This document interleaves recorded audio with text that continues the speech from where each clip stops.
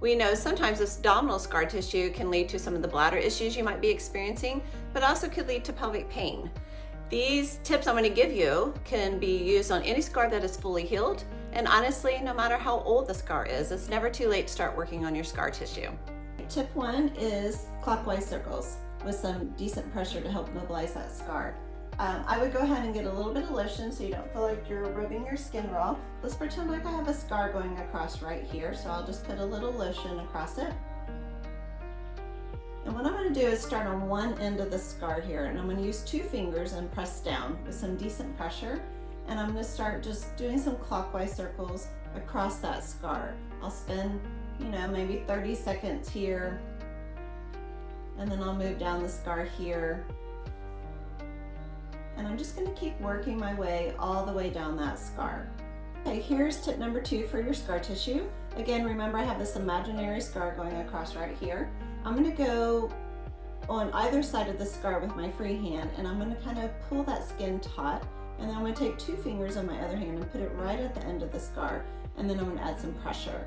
And then I'm going to start doing a little bit of a cross friction massage. Again, I have a little bit of vitamin E lotion, so it's not like I'm rubbing my skin raw.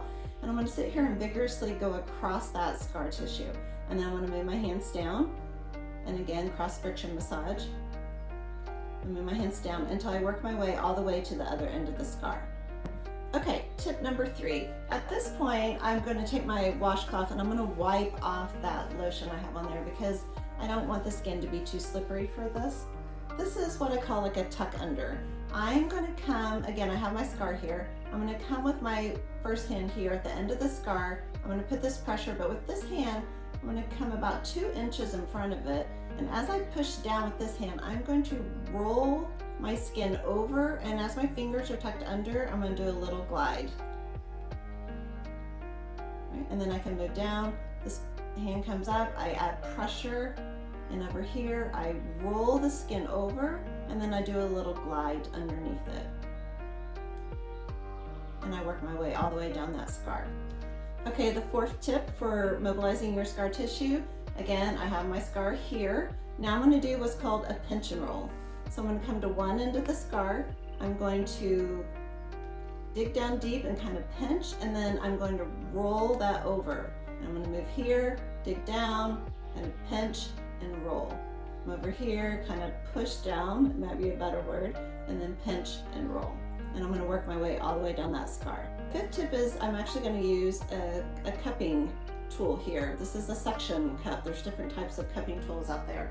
Again, for this, I'm going to need some of the lotion, so I'm going to put a little bit of that vitamin E lotion across here again because it needs something to help suction.